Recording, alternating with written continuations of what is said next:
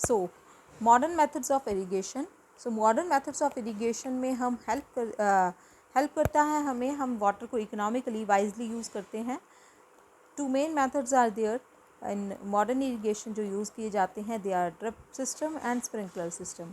Drip system में जो pipes हैं इनको यूज़ किया जाता है अलॉन्ग विद द फील्ड जहाँ हमने क्रॉप को प्लांट किया है, और जो वाटर है ये डायरेक्टली रूट्स में ही, प्लांट के रूट्स में ही एंटर करता है, क्योंकि इस पाइप में क्या किए जाते हैं, होल किए जाते हैं जिस स्पेस पर प्लांट की रूट प्रेजेंट है। तो in this system holes in pipe allow water to fall drop by drop just in the position of the root. तो रूट की पोजीशन पे ही वाटर ड्रॉप करता है, और जो वाटर है ये वेस्ट नहीं होता है, water is not wasted at all. This system also prevent water loss due to evaporation. Evaporation से जो वाटर लॉस होता है उससे भी ये प्रिवेंट करता है।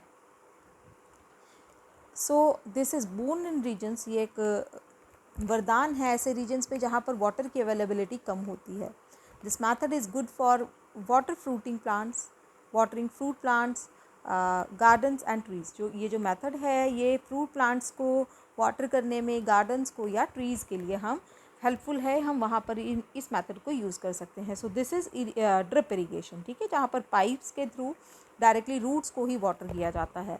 Then sprinkler system is there. Sprinkler system में water is spread on the plants using sprinkler. Sprinklers को यूज़ करके वाटर किया जाता है प्लांट्स को। जो परपेंडिकुलर पाइप्स हैं उनकी रोटेटिंग नोज़ल जो होती है उसको हम स्प्रिंकलर बोलते हैं, ठीक है। जैसे ये हमारा क्या है, स्प्रिंकलर है, तो इसके ऊपर एक नोज़ल होगी जो रोटेट करेगी, ठीक है। रोटेशन से क्या होगा, हर जगह फील्ड में पानी पहुंच जाएगा जितनी दूर तक भी ये जाता है। तो जो परपेंडिकुलर पाइप्स हैं इनके रोटेटिंग नोजल्स होते हैं, ये जिनको हम स्प्रिंकलर बोलते हैं। स्प्रिंकलर जो है ये मेन पाइपलाइन से जॉइन होते हैं रेगुलर इंटरवल पे। जो पंप्स हैं ये फिट होते हैं इसमें सिस्टम में, जिससे कि वाटर लिफ्ट किया जाता है। When the pump is switch on, जब हम पंप को स्विच ऑन कर देते हैं तो जो वाटर है ये लिफ्ट हो जाता है और फिर ये फ्लो करता है मेन पाइप से प्रेशर के साथ। तो जो रोटेटिंग नोज़ल है it gets sprinkled on the crops. जो रोटेटिंग नोज़ल के थ्रू जो वाटर है ये स्प्रिंकल हो जाता है क्रॉप्स पे, ऐसे लगता है कि जैसे रेन हो रही है। Sprinkler is very useful for Sandy soil. Sandy soil के केस में ये बहुत यूज़फुल है।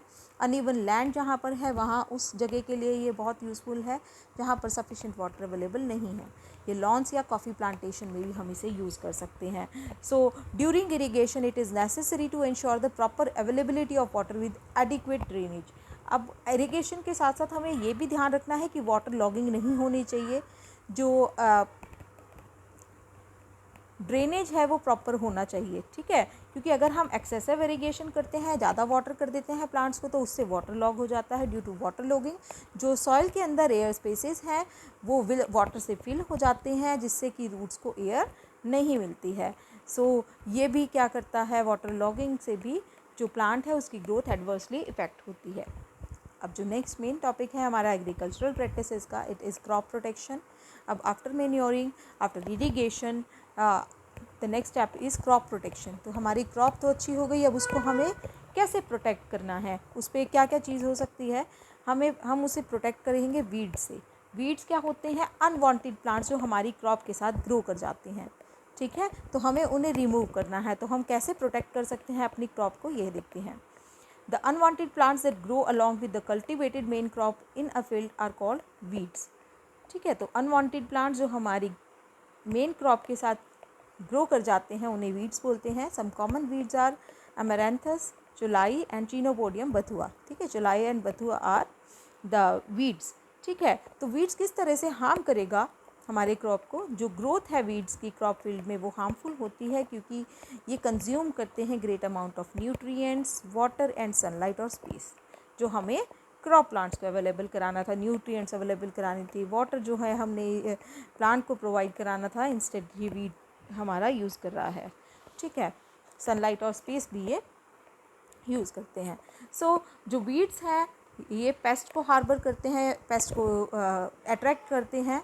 हार्मफुल इंसेक्ट्स फिर क्या करते हैं, क्रॉप्स को डिस्ट्रॉय कर देते हैं या फिर ये डिजीज़ स्प्रेड कर देते हैं। सम वीड्स प्रोड्यूस टॉक्सिक सब्सटेंसेस, कुछ वीड्स जो हैं ये टॉक्सिक सब्सटेंस भी प्रोड्यूस करते हैं and may be poisonous for animals and human beings.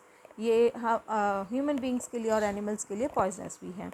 क्योंकि इनके अंदर टॉक्सिक सब्सटेंस प्रोड्यूस होता है। Hence it is necessary to remove the weeds to protect the crop plants. तो ये नेसेसरी है, ये ज़रूरी है बहुत कि हम वीड्स को रिमूव करें और अपनी क्रॉप को प्रोटेक्ट करें। The best time for the removal of weeds is before they produce flowers and seeds. Best time कब है, हमें वीड्स को कब रिमूव करना है? बिफोर फ्लावरिंग, ठीक है। फ्लावरिंग स्टेज आने से पहले ही हमें क्रॉप के साथ से वीड को रिमूव कर देना है।